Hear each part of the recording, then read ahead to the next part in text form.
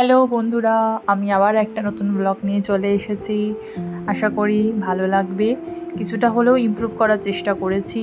যদি ভালো লেগে থাকে অবশ্যই একটা সাবস্ক্রাইব করে দিও, লাইক, ফলো আর কমেন্ট করতে প্লিজ কিন্তু কেউ ভুলো না। আমার ফার্স্ট ব্লগ আমি এখান থেকেই শুরু করছি। আমি কাজে যাওয়ার জন্য রেডি হচ্ছি, ব্রাশ করছি।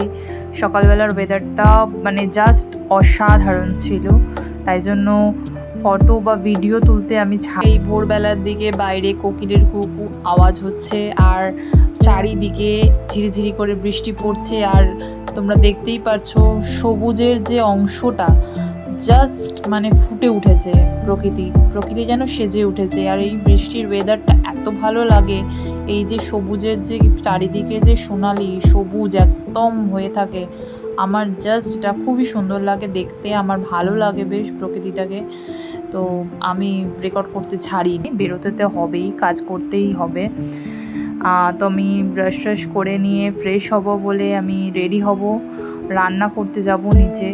তো তাই জন্য তাড়াতাড়ি করে ব্রাশ ট্রাশ করে নিলাম, নিয়ে ফ্রেশ হচ্ছি, ভালো করে মুখ ধুচ্ছি।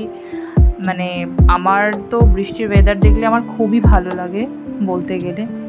তো যাই হোক, আমি এখানে মুখ ফুক মুছে নিচ্ছি, তাড়াতাড়ি করে আমাকে নিচে যেতে হবে। বেসিক্যালি আমি সকালবেলা উঠি না, আমার উঠতে উঠতেই 7:30 থেকে 7:45টার মধ্যে আমি উঠে যাই। অত সকালে তো আমি উঠি না। তো আমার রান্না করতে হয় আমাদেরকে।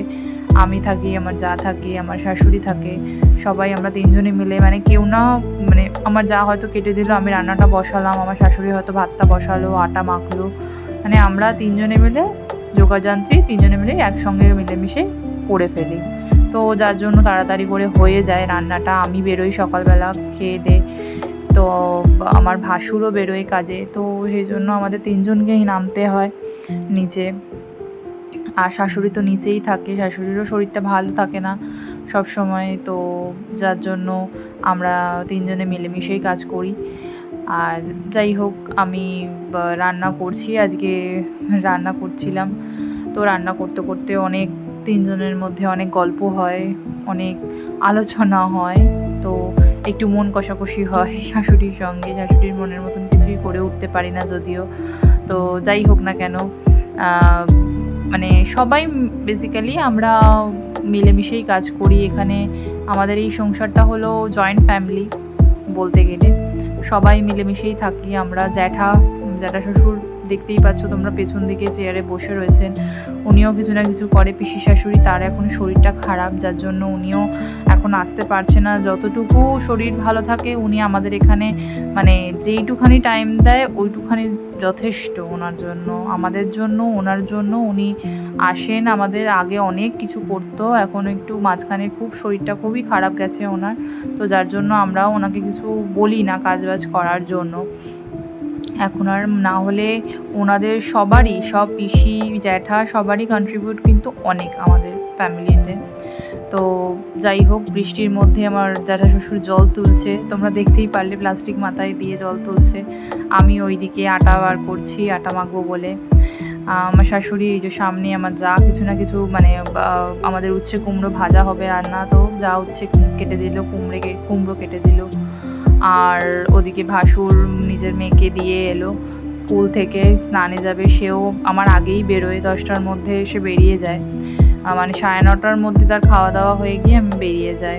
তো আমি যার জন্য আমি রান্না করছি, আমার বৌমণি যে কেটে দিচ্ছে, যাকে আমি বৌমণি বলেই ডাকি, দিদি বলি না। আমার ফ্যামিলিতে সবাই বলে যে দিদি কেন বলিস না, দিদি কেন বলিস না। তো আমার একটা বিয়ের আগে থেকে যেহেতু আসা যাওয়ার ছিল আমার, তো সেই থেকেই আমি বৌমণি করে করে অভ্যস্ত হয়ে গেছি। তো যার জন্য বৌমণি থেকে আর দিদি হয়ে ওঠা হয়নি।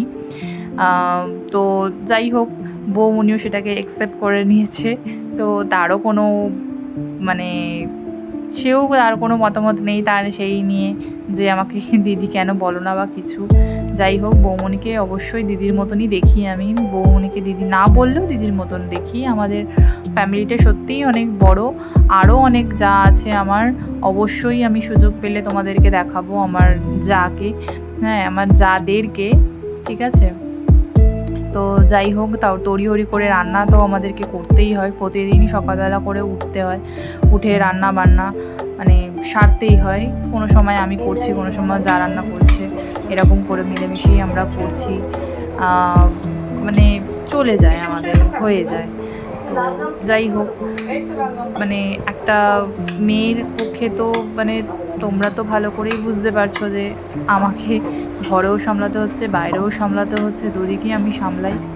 তো যাই হোক, আমি এই যে এখন রেডি হতে যাব ওপরে, কারণ আমার রান্না বান্না প্রায় হয়েই এসেছে। ঠিক আছে, তোমাদেরকে আমি দেখাচ্ছি। আমার এই প্রেশার কুকার নামছে সবে, ডিম সেদ্ধর প্রেশার কুকারটা। তো সকালবেলা করে একটু হলেও আমি চা টা কিছু খাই না, আমার পুরো একদমই রেস্ট্রিকশানে রয়েছি আমি। ডাক্তারের বারণ রয়েছে, চা খাওয়াটা বারণ নেই, চিনি খাওয়াটা বারণ। যেহেতু আমি চিনি ছাড়া চা খেতে পারবো না, তাই জন্য আমি মানে চিনি অ্যাভয়েড করব বলে চাটাকেও আমি পর্যন্ত অ্যাভয়েড করে দিয়েছি। না হলে আমি প্রচুর চা খেতাম, আর আগে চা খেতাম না, চায়ের নেশাও ছিল না আমার। যখন আমি বুড়োবেলায় আমার একদমই চায়ের নেশা ছিল না, কিন্তু শ্বশুরবাড়িতে এসে প্রচণ্ড আমি চা খেয়েছি এবং খেতাম। বাট এখন পুরোপুরি মানে খাওয়াটা একদমই বন্ধ করে দিয়েছি। মাঝে মধ্যে আমার বরকে যখন আমি একটু চা করে দিই, দুধ চা একটুখানি আমার মানে মনের ভেতরে ইচ্ছা জাগে যে না আমিও একটুখানি চা খাই বলে। তো যাই হোক, ও আমার বড় এখন মাঝে মধ্যে ওই দুধ চাটা খায়, এখন ও লিপটনের গ্রিন টিটা খায়, কারণ ওরও কিছু সমস্যা হচ্ছে, আমারও কিছু সমস্যা হয়, যার জন্য আমিও খাই না চাটা। তো চায়ের বদলে জল খাচ্ছি। হ্যাঁ, বা আমার বর বলে যে সকালবেলা উঠেই তুমি মানে যে বোতলটা আমার, তো ওই বোতলে করে তুমি জল খেয়ে নেবে। তো আমি জল টল খাই। ওখানে আমার শাশুড়ি দেখুন আটার লেচি করছে, রুটি বেলবো বলে। তো পরে রুটিটা বেলেছি, এখন বেলিনি, কারণ দুদিকেই পুরো গ্যাস জোড়া হয়ে থাকে আমাদের। সকালবেলা একটা দিকেও মানে খালি থাকে না রান্না করবার জন্য। তো ডিম সেদ্ধ হয়ে গেছে, এইবার মানে আমি ছাড়াতে বসেছি, ডিম সেদ্ধ রান্না বসাবো, সব কিছুই বাকি রয়েছে প্রায়। তোমরা দেখতেই পাচ্ছ, উচ্ছে কুমড়ো ভাজা বসিয়েছি, ডিম ছাড়াচ্ছি একদিকে ভাত হচ্ছে।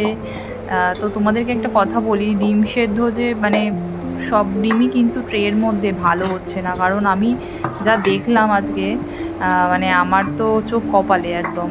কারণ কি, ডিমটায় একটু গন্ধ গন্ধ লাগছিল আমার একটা ডিম, সব ডিম কিন্তু ছিল না। ডিমটা সেদ্ধ করেছি কিন্তু সব ডিম পারফেক্টলি সেদ্ধ হয়েছে, কিন্তু এই ডিমটা একদম ছ্যারকা ছ্যারকা হয়ে গেছে, মানে কেমন একটা লাগছে, আর গন্ধটা মানে মারাত্মকভাবে। আর আমার ডিমের এক্সপিরিয়েন্সটা অনেকটাই মানে ভালো হয়ে রয়েছে।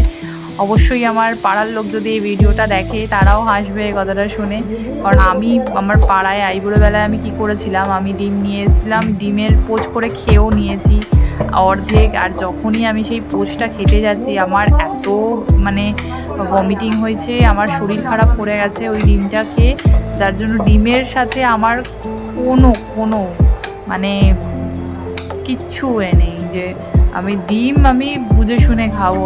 আমার সেই যে টেস্ট আমি পেয়ে গেছি, আমি তারপর থেকে ডিমের প্রতি আমার মানে একটা মানে কী বলবো, ডিম আমি খেতে ভালোবাসি, কিন্তু ওই পচা ডিমের প্রতি একটা মানে খুঁতখুঁতানি ভাব আমার রয়েই গেছে।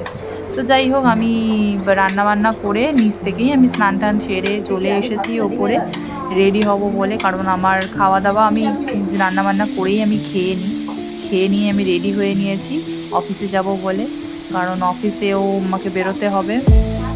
তো তাড়াতাড়ি করে আমি রেডি হয়ে নিয়ে যথেষ্ট মানে মানে কি বলবো, রেডি হয়ে নিয়েছি তাড়াতাড়ি করে। আমি খেয়ে দিয়েই আসি, একেবারে চান ঠান করে খেয়ে নিয়ে আমি একেবারে রেডি হতে শুরু করে দিয়েছি। রেডি হয়েই আমাকে বেরিয়ে যেতে হবে, কারণ অফিসের জন্য লেট হয়ে গেলে সেটা আবার একটা মুশকিলের ব্যাপার হয়ে যাবে।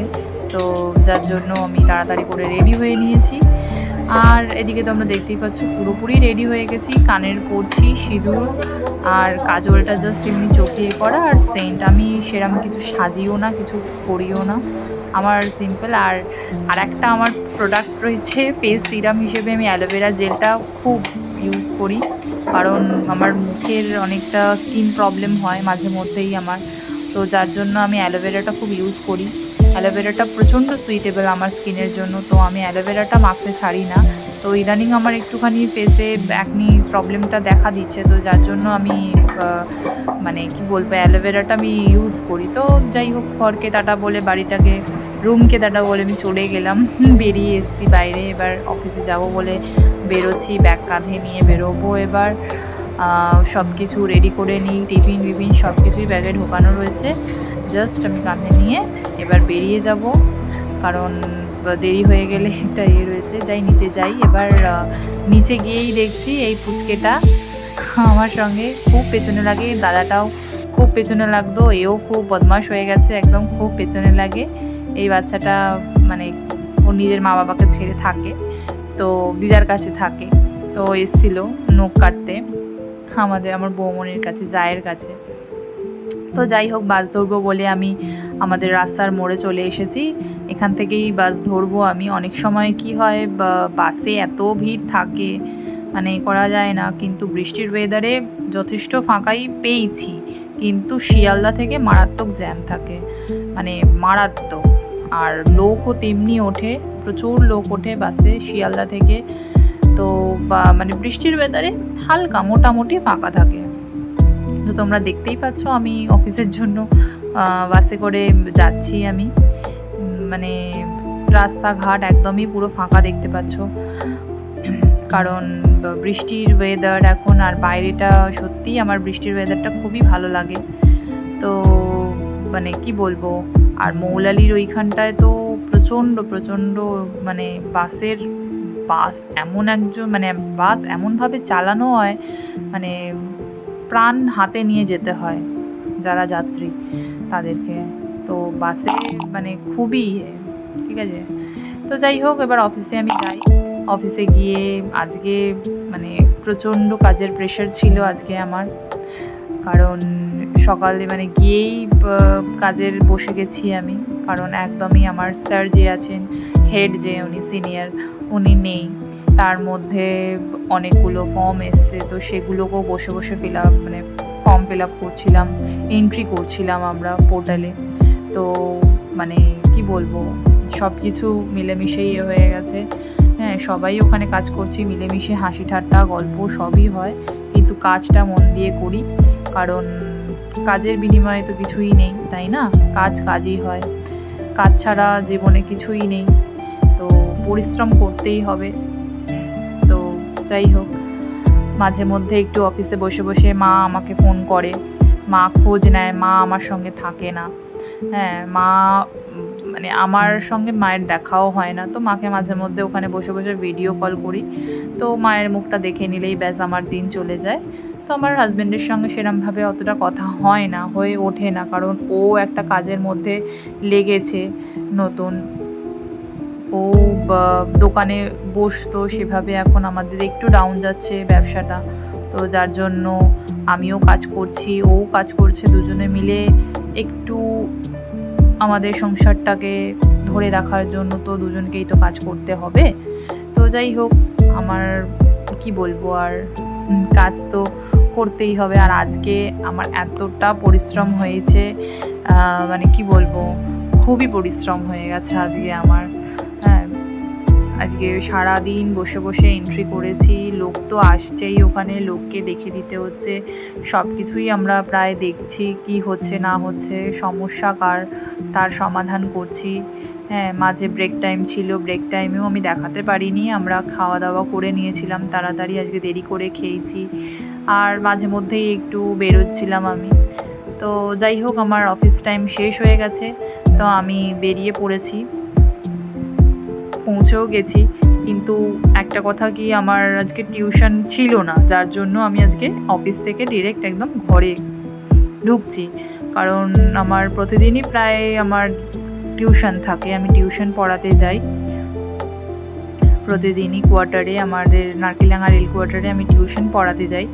তো আজকে আমার সেরকম পড়ানো মানে ছুটি ছিল, আমার সপ্তাহে 2 দিন ছুটি থাকে, তো একদমই বাচ্চা যেহেতু, তো বেশি করতে হয় না।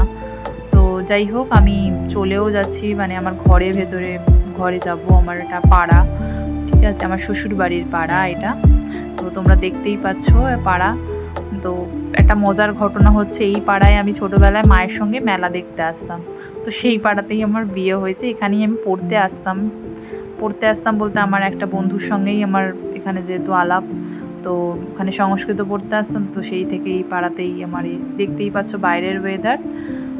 আর আমি এখন এসে গেছি, ঘরের ভেতর ঢুকে গেছি, আমি এখন ফ্রেশ হব, ফ্রেশ হয়ে নিয়ে তোমাদেরকে টাটা বাই বাই বলে একটুখানি রেস্ট নেব, রেস্ট নিয়ে আমি ভিডিও আপলোড করছি তোমাদের জন্য, তাড়াতাড়ি আসছি আমি, বাই।